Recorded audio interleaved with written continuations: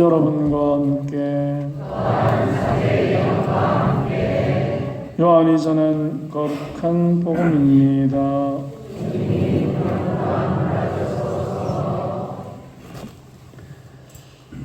방에서 유다가 나간 뒤에 예수님께서 말씀하셨다.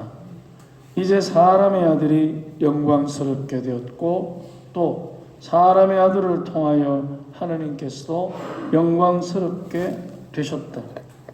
하느님께서 사람의 아들을 통하여 영광스럽게 되셨으면 하느님께서도 몸소 사람의 아들을 영광스럽게 하실 것이다. 이제 곧 그를 영광스럽게 하실 것이다. 얘들아, 내가 너희와 함께 있는 것도 잠시뿐이다. 내가 너희에게 새 계명을 준다. 서로 사랑하여라.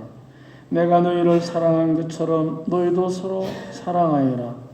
너희가 서로 사랑하면 모든 사람이 그것을 보고 너희가 내 제자라는 것을 알게 될 것이다.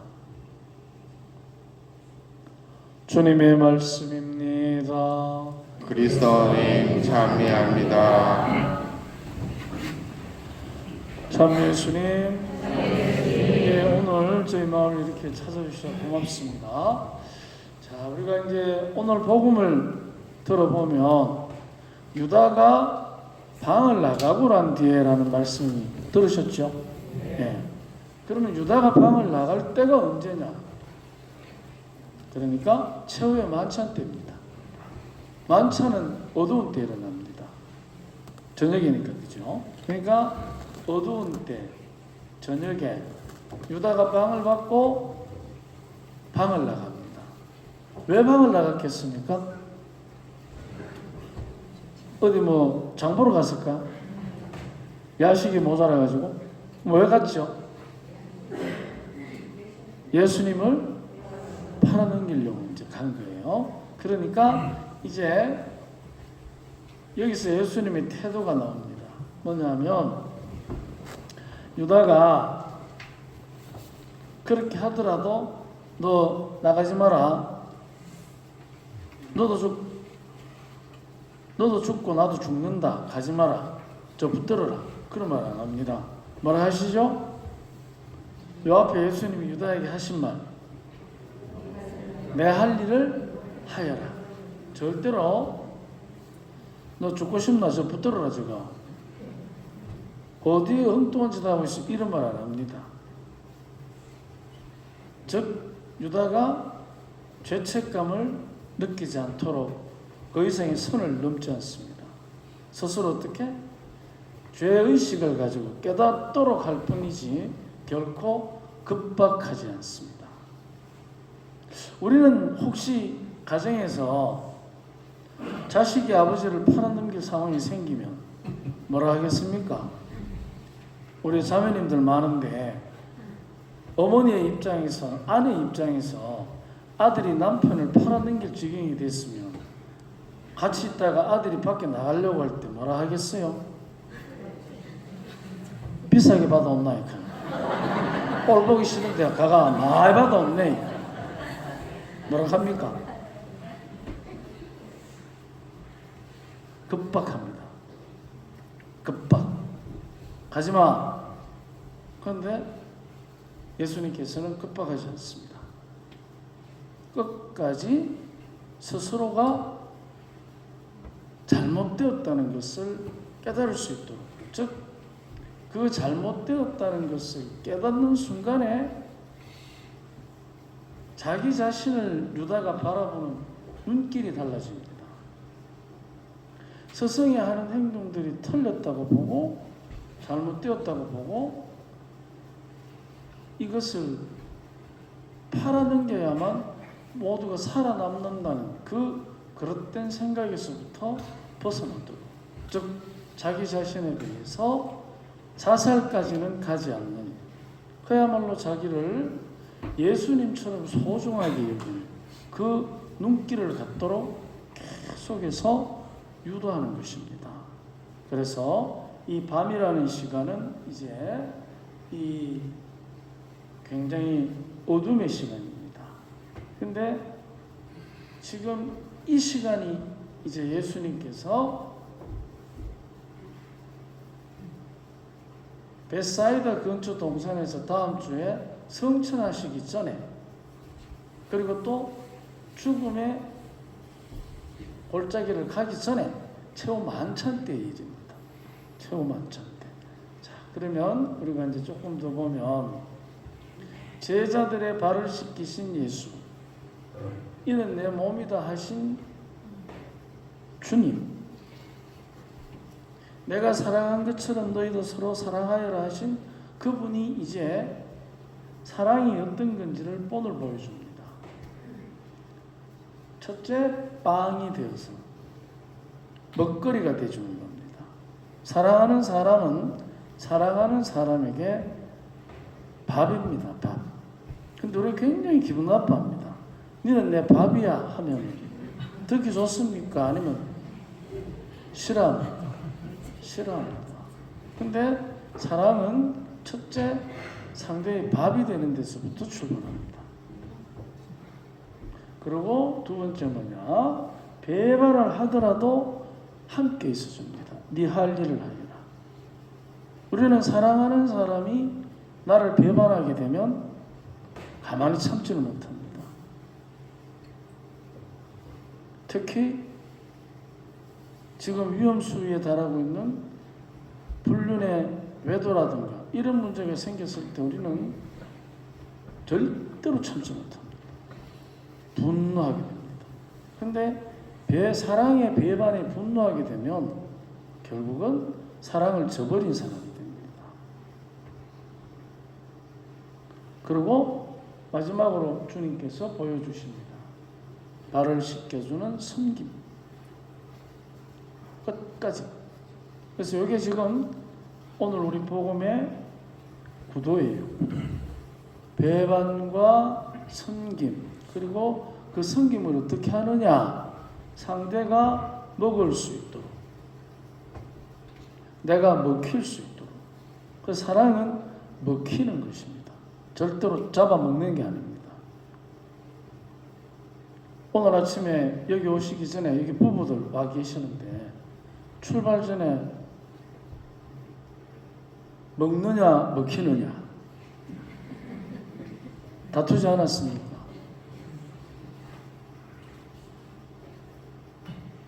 이제 먹느냐 먹히느냐로 살아가는 부부는, 그 사람들은 애정이 아니고 뭐로 삽니까? 전우회로 사는 거죠. 전우는 뭡니까? 전우의 시체를 넘고 넘어. 우애가 좋은 게 아니고 네가 죽나 내가 죽나 이거야. 그게 전우예요. 그러니까 이 사랑이라는 것은 배반에도 불구하고 섬김을 표현하는 먹거리가 되어주는 겁니다. 그게 없으면 사랑을 유지할 수가 없습니다. 자, 그러면 우리가 이제 그 빵은 어떤 것이냐? 예수님께서 이런 빵을 말씀하셨습니다. 이런 빵, 즉 영혼의 양식. 이게 뭐냐? 내가 상대의 빵이 되어주면 나도, 나를 먹는 사람도 뭐가 성숙이 되느냐? 외적으로 살이 찌는 게 아니고 그 내면의 영혼이 성숙되어집니다. 성숙. 그래서 사랑은 밥이 되어주는 사람이나 먹는 사람이나 성숙시킵니다. 근데 우리는 빵이 먹히지 않으려고 하니까 어떻게 되느냐? 성숙이 아니고 뭐가 돼요? 앙숙이 되는 거예요. 앙숙.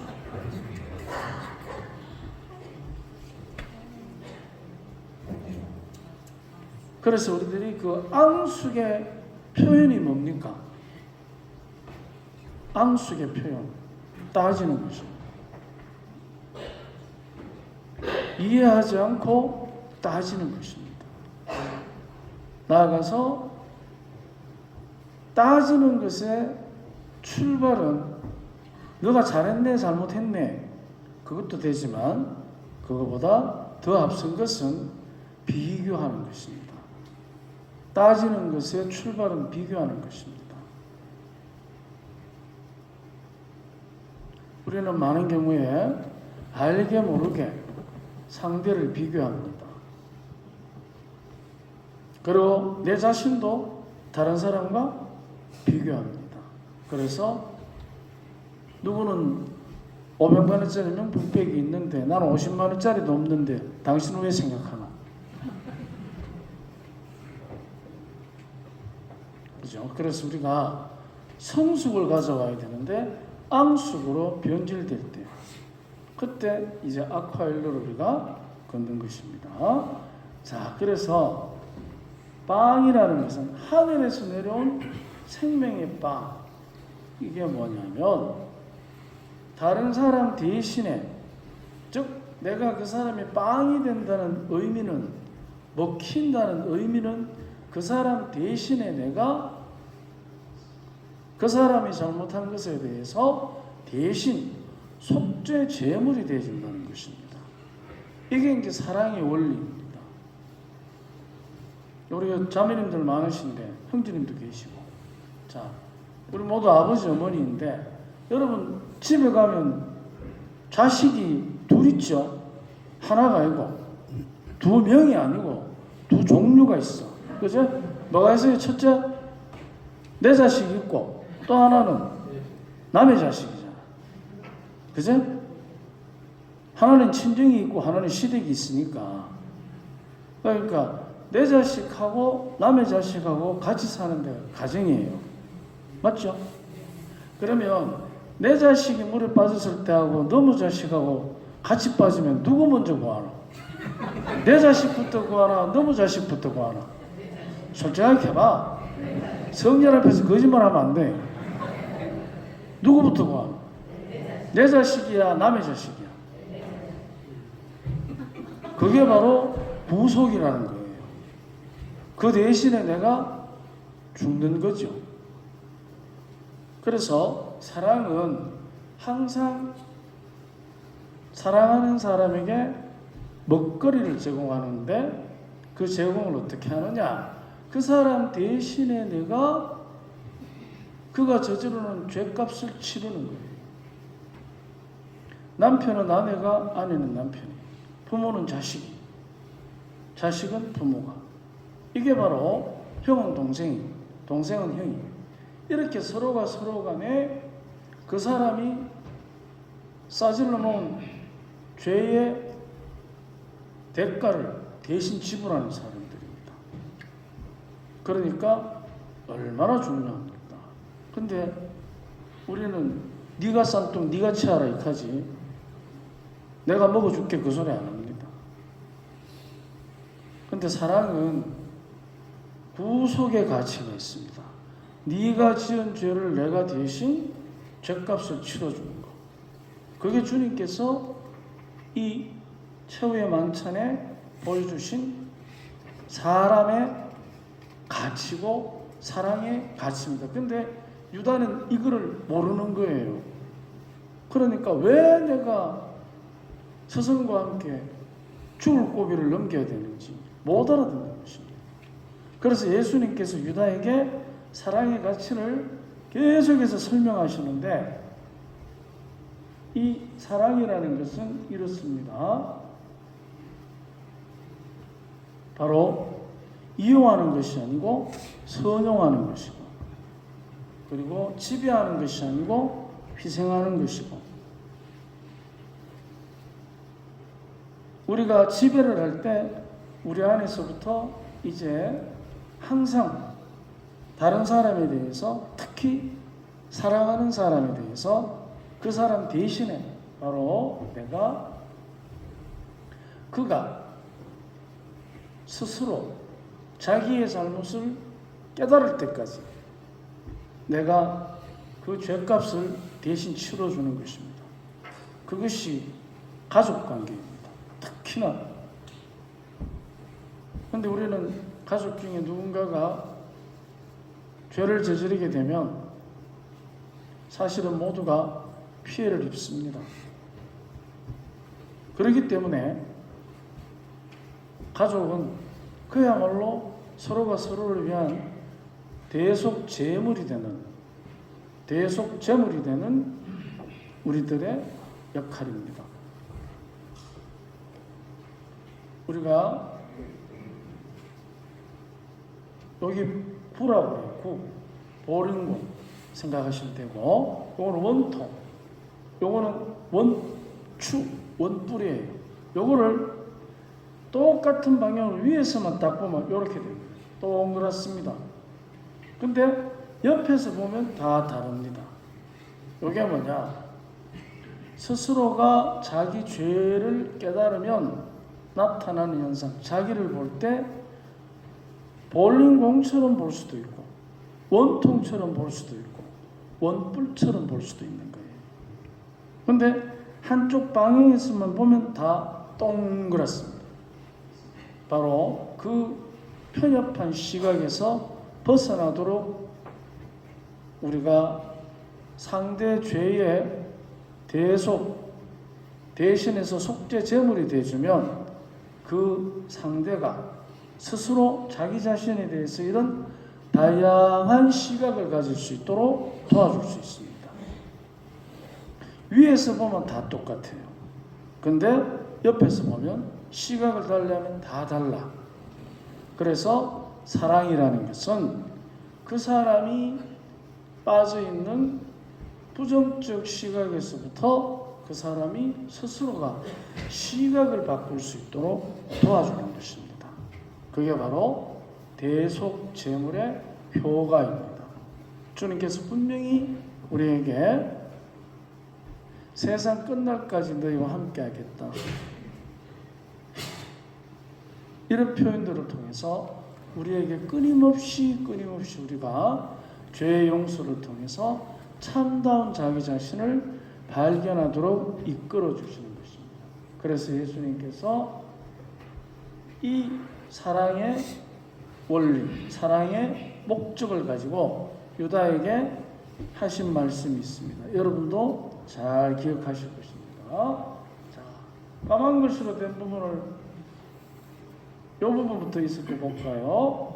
그 사람은, 다 같이 읽어봅시다. 그 사람은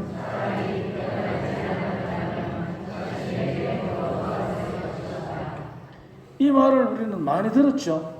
근데 이 말을 잘못 알아들으면 차라리 뒤지는 게 낫다, 이 말이에요. 그렇잖아요. 근데 그거는 굉장히 짧은 해석입니다. 얼마나 답답하면, 네 상태가 지금 어떻게? 태어나지 않았으면 더 좋았을 상태다. 너의 지금 상태가, 네가 지금 마음먹은 스승을 팔아넘기려는 그 마음이 차라리 이 세상에 태어나지 않았으면 더 좋았을 것 같다. 그러면 이 말은 사랑의 표현입니까? 저주의 표현입니까?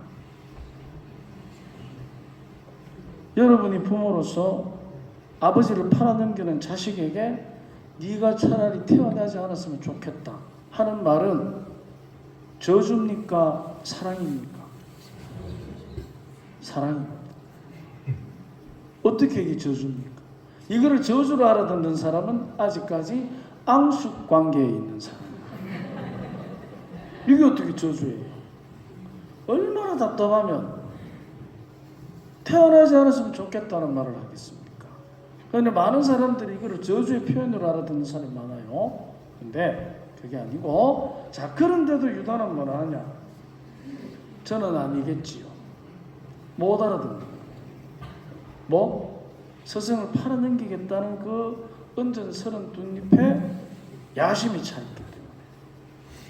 그래서 우리는 사랑을 하면 그 상대가 어떤 처지에 있든, 볼링공 같든 원통이든 원뿔이든 상관없이 자기의 고유한 가치를 새롭게 인식할 수 있도록 우리가 그 사람이 저질러 놓은 죄의 대속 제물이 되어주는 것입니다. 그래서 우리는 서로가 서로를 향한 밥이야. 밥.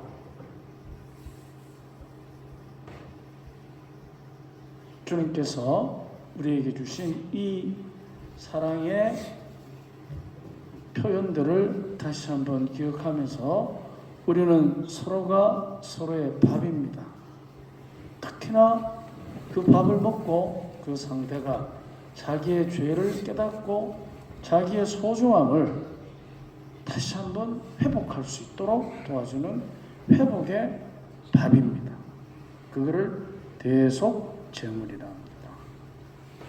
다음 주면 주님께서 성천의 영광을 우리에게 보여주실 텐데 우리가 오늘 한 주간 우리는 누군가를 향한 회복의 밥이라는 것 꼭 한번 기억하면서 한 주간을 보냅시다. 아멘.